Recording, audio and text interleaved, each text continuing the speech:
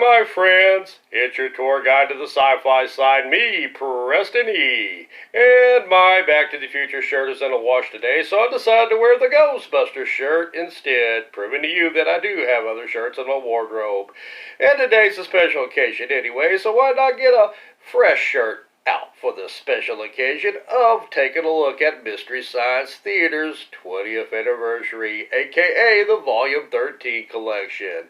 This is an awesome one too, because we're going to be taking a trip to Venus in this particular collection. We're also going to take a look at a god-turned-alien blasting lasers. We're also going to take a look at some werewolves, a.k.a. werewolves, and we're going to also have a look at a movie involving cyborgs and nuns and dinosaurs. What else could you ask for? And today I'm auditioning for another assistant. Take it away, Sister Annigale. God bless everyone. I am Sister Annigale, and I am happy to be auditioning for Sister Act the Musical. me, here we go. Hail, Holy Queen enthroned above, oh Maria, Hail, Mother of... Sister, what are you interrupting me for? I'm afraid we have a misunderstanding. What? This isn't Sister Act the Musical auditions. This is auditions to be my assistant in the Mystery Science Theater collections. I can't believe it. I'm so sorry. Don't touch me! Oh, ow! I will have none of that. On to the movies. First up, we have the first Spaceship on Venus from Season 2, which is a 1960 through 1962 sci-fi flick, which was released in East Germany on February 26, 1960, in Poland on March 7th of that year, and finally in the good old US of A on Halloween 1962. This film also opened under the titles Silent Star, Planet of the Dead, and Venus Does Not Reply. Stupid Venus ghosting us, how rude. Before we get to the movie, we get to the Invention Exchange as Joe and the bots invent the starter junk drawer complete with junk items to get you started. And if you close it and open it again, you'll magically get more junk. Yay! Meanwhile, the Mats completely rip off Joe's idea by bringing in a junk drawer of their own complete with product placements, cheeky costume pieces, side gags, and Mike Nelson as Fish as Abe Vigoda. I have junk drawers in my house too, 2 of them actually. I'm extra trashy. On to the movie. This film is set in 1985 as 1960s future. Unfortunately, we have no flying DeLorean or quirky mad scientist with a Great Scott catchphrase. What we do have is a bunch of really boring scientists who speak all technical and jargon-like for most of the movie, but at least they have funny names like Professor Herringway. So what does a herring weigh? About a pound. Hey, waka waka waka. Ah. And Dr. Ta-cha. Can you? Bless you. Hello, can you? Bless you. Can you? Bless you. Can you? Bless you. I must talk to him. This multinational crew is sent to Venus because a spool found in the Gobi Desert is said to be a message from Venus. I suppose that message would be, put the toilet seat down, or put the lid back on the toothpaste, or maybe stop at a gas station and ask for directions already, a jerk, since women are from Venus after all. I'm sorry. Anyway, the spool is determined to be a flight recorder which is partially decoded by some of the scientists. When a radio greeting sent to Venus goes unanswered, the scientists determine a journey to Venus is Earth's only option. Well, you could just turn around and go back to Earth and make this movie a lot shorter. No? Well, bite me. The voyage takes 30 to 31 days in this 70-minute movie, and boy, does it feel like it. While on Venus, our spacey heroes run into annoying metal bugs, and you thought the skeeters in Louisiana was bad. It's a pretty aggressive mud, too. In the end, Tachua, God bless me, punctures his suit and Brinkman goes off to save him, but is repelled off the planet. Man, he must be ugly. The African scientist Taua, I guess, and Tachua, God bless me again, are marooned on the planet while the rest of the honky jerks make it back home to Earth. Don't leave me! Don't leave me! Don't go freedom!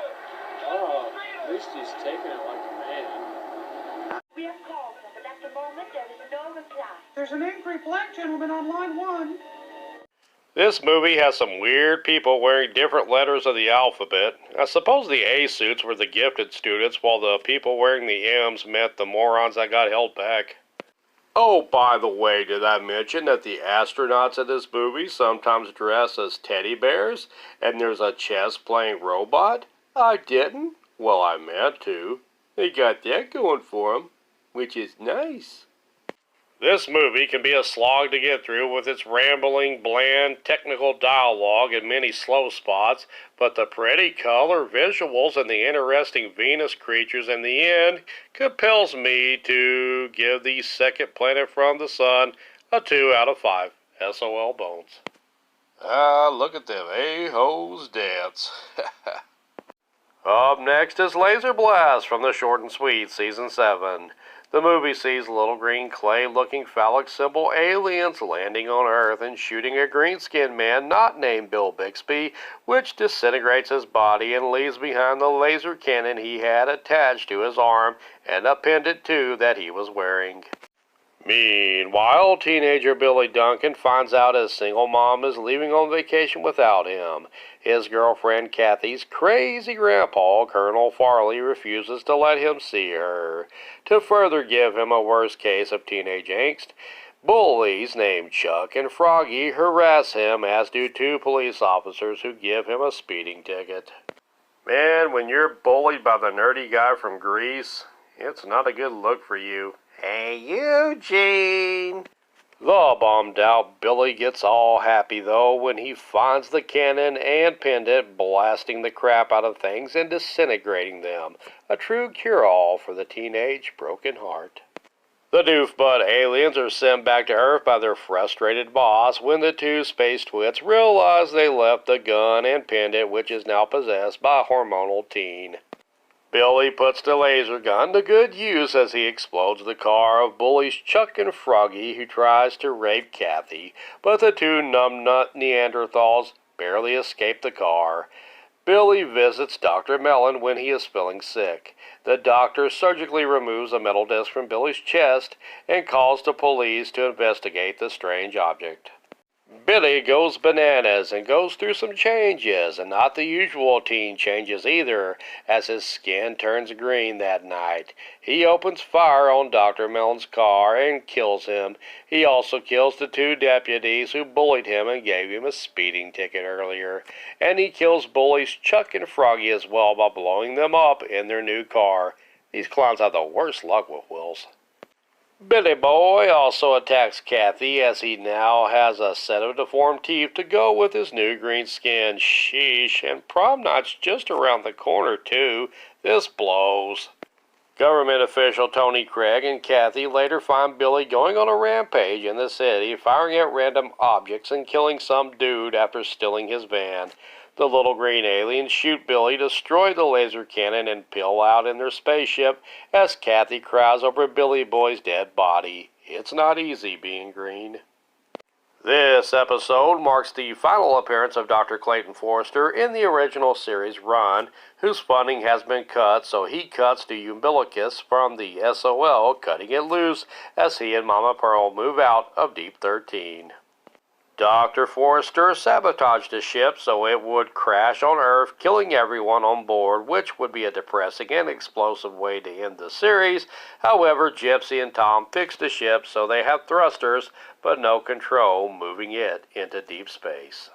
In the end, the SOL reaches the edge of the universe. The crew transforms themselves into pure energy, while Dr. F becomes reborn in a scene giving a nod to 2001's A Space Odyssey. Pearl is happy to get a second chance to raise Dr. Forrester right. Isn't this wonderful, baby? Oh, poopy. For this historic last episode on Comedy Central and the last episode of Dr. Forrester in the original series run, and an interesting movie full of funny-looking aliens and a creepy green teen, I give this one a 3 SOL Bones out of 5. Now we have the werewolf, a.k.a. the werewolf, from Season 9. This 1997 movie gives us another Joe Estevez appearance as an archaeologist. In Arizona, archaeologists find a werewolf skeleton. Yuri, the jerk foreman, gets into a fight with his crew, causing one of his workers to get scratched by a werewolf skeleton. The scratch worker turns into a werewolf and is killed by his fellow diggers. Well, at least this one was a quick one. Nope, think again, because a writer named Paul meets up with Natalie Berg, who was one of the archaeologists at the werewolf skeleton find. Paul and Natalie fall in love with each other, much to the chagrin of a jealous Yuri, who is tossed out of a party when he gets all poopy. Yuri, played by Jorge Rivero, goes to his laboratory and tries to make a new werewolf. He does this by drugging a security guard, director Tony Zarandest, and injecting him with the blood of the previous werewolf. But the new werewolf, or warwolf, is no Michael J. Fox, as he can't surf on vans, let alone drive a car, and he crashes it into oil drums, killing himself in a fire instantly. Worst wolf ever. Well, maybe 3 times a werewolf charm, as Yuri then attacks Paul with the werewolf skeleton, scratching him. Paul, played by Federico Cavalli, begins attacking people at night, remembering nothing of it the morning after. Sounds like one heck of a party.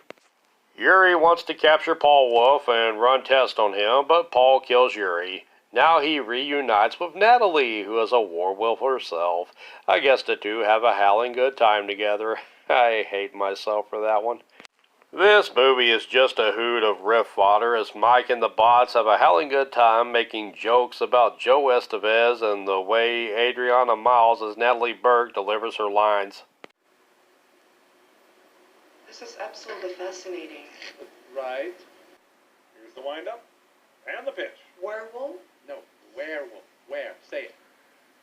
You mean Joe thinks this thing is a werewolf? Well, that... For these memorable MST3K moments, an easy watch of a werewolf flick, and Mike turning into a werecrow as Servo turns into a were-Mike, this one gets a 5 SOL werewolf bones out of 5. And finally, we have Future War from Season 10. Now this one is an interesting mishmash of madness. What do you get when you take a kickboxer, add cyborg aliens, add a former naughty prostitute turned novice nun, some fat guys, and cute little dinosaur trackers? You get the weirdest episode of The Flying Nun ever, or you get this 1997 sci-fi fantasy flick called Future War. Time-traveling aliens called Masters kidnap humans from Earth's future and use them as slaves as they take dinosaurs from the past to use as trackers for those who escape. One such victim, is a little runaway kickboxer played by Daniel Bernhardt, who joins up with prostitute turned novice nun named Sister Ann and her chubby chumps to take on the cyborgs and the dinos in the weirdest past meets future mashup since the Flintstones meets the Jetsons. We also get an awesome appearance from Robert Zadar as a cyborg master kickboxing with kickboxer Bernhardt in a very appropriate place, a warehouse of boxes. Now the only way this could have been more fitting is if these boxes had Kick Zero in them or shoes. You know, kicks! After a final showdown in a church with a cyborg, Sister Ann gets her full black belt in nunnery as the kickboxing runaway becomes the most intense-looking teen counselor ever. This was one of the most recent movies in MST3K history to be riffed at the time, beating Warwolf, which was the most recent, until Merlin's Shop of Mystic Wonders came in and claimed the title later, kicking both of their butts. This crazy movie mixes just the right elements of violence and religion to earn a 4 out of 5 SOL Dino Bones. The final total tally of the entire collection I said tally, is 14 out of 20 SOL Bones. Well, that about does it for me. Please like, subscribe, and share, and come back next time on the scene for Volume 14. This is absolutely fascinating. Right. Thank you.